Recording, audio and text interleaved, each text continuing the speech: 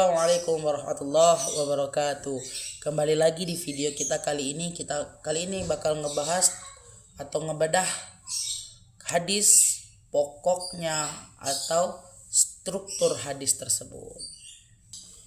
Teman-teman, kalau teman-teman buka buku hadis, enggak tulisan isinya enggak Nabi bersabda doang kan, tapi ada bentuknya, ada strukturnya, dan ada bagiannya. Kalau kita nggak paham bentuk dan unsur pokok hadis tersebut, kita bakal salah kutip, bisa salah paham. Padahal ini dasar banget untuk ilmu hadis.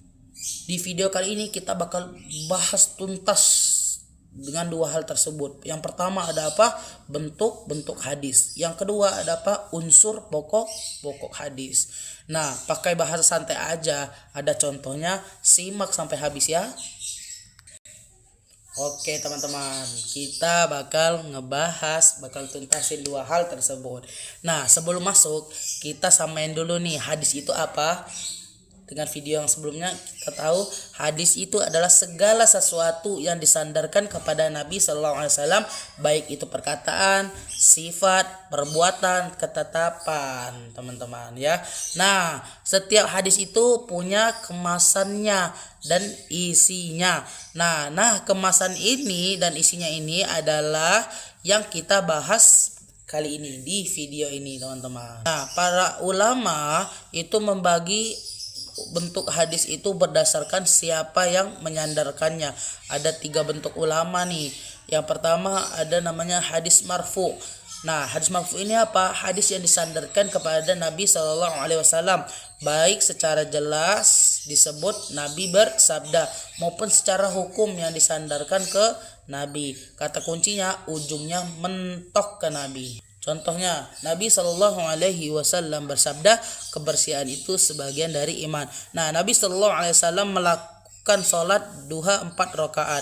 Nah, kita catat nih 90% hadis yang kita baca di Bulughul Mahram tersebut atau Riyadhus Shalihin itu bentuknya marfu'. Ya teman-teman, karena apa? Karena itu tadi, karena dia termasuk atau ujungnya mentok ke Nabi. Dan yang kedua yaitu adalah hadis mauquf. Apa sih itu hadis mauquf?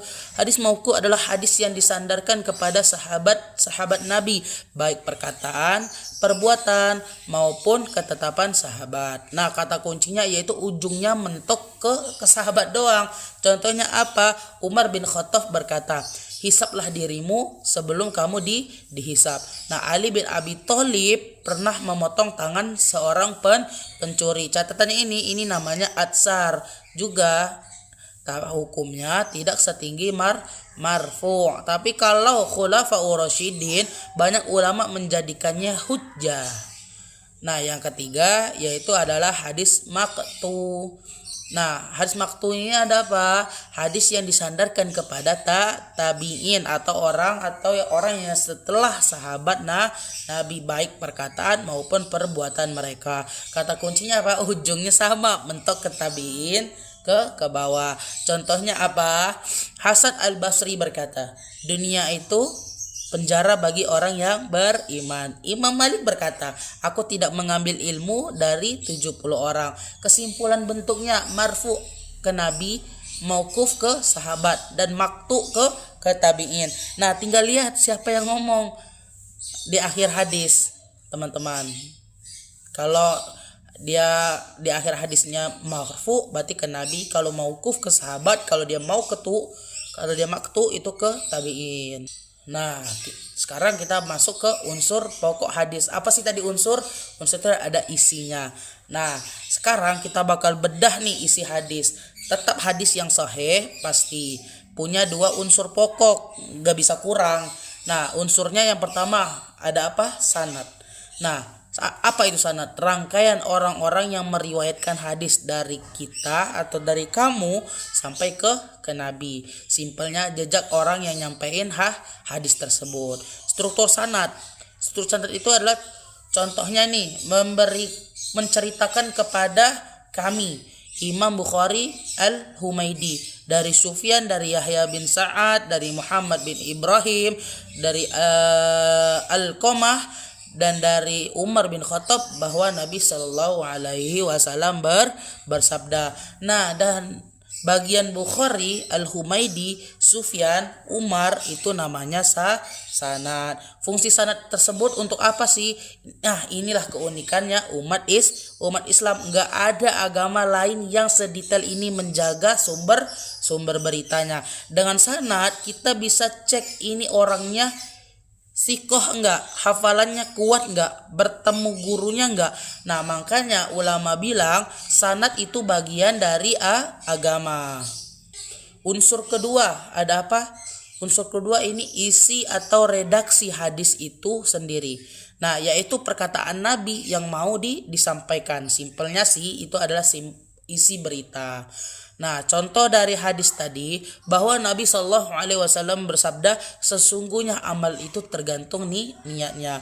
Nah, bagian itu atau fungsinya matan tadi, yaitu ini yang jadi hukum dan pelajarannya. Dari matan kita ambil fikih, akhlak, dan akidah. Hubungan sanad dan matan tadi apa sih?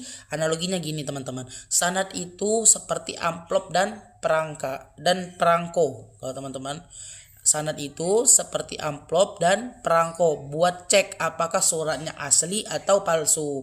Matan itu isi suratnya tadi buat diambil manfaatnya. Nah, hadis yang kuat ini sanadnya kuat plus matannya enggak aneh. Kalau sanadnya bagus tapi matannya yang bertentangan dengan Al-Quran, maka ditolak juga. Nah, tambahannya ini bentuk lain yang berdasarkan kualitasnya. Nah, bonus cepatnya ini kita ambil visualnya ini adalah stempel sahih, hasan, doif. Nah, bonus cepat selain bentuk yang berdasarkan penyandar hadis itu juga dibagi menjadi atau berdasarkan kualitasnya. Nah, yang pertama ada apa? Ada 3. Yang itu ada namanya sahih. Sahih itu sanad yang bersambung, rawinya adil, dobit, tidak ada cacat. Dan yang kedua itu ada hasan, mirip sahih sih, tapi hafalannya itu rawinya itu di bawahnya sedikit. Dan yang terakhir yang ketiga adalah doif, ada kelemahan di sanad atau matannya. Nah, ini dia yang penting biar kita tahu hadis yang mana yang bisa jadi hukum. Oke teman-teman, bakal kita rangkum ya bentuk hadis yang ada 3 tadi. Yang ada pertama ada marfu ke Nabi, mauquf ke Nabi, dan maqtu ke tabi'in. Nah, unsur pokok hadis itu ada 2, sanad yaitu adalah dari jalur periwayat, dan matan itu dari jalur matan itu adalah isi hadis. Nah, dua-duanya itu harus ada. Kalau cuma ada matan tanpa sanad itu namanya hadis ngegantung gitu. Kalau cuma ada sanad tanpa matan ya nggak ada isinya. Nah, semoga dengan paham ini kita makin cinta sama ilmu hadis, karena lewat sanad dan matan inilah Nabi sampai ke kita dengan terjaga. Kalau bermanfaat, share ya, dan komen kamu mau aku bedah hadis sahih apa di video selanjutnya. Wassalamualaikum warahmatullahi wabarakatuh.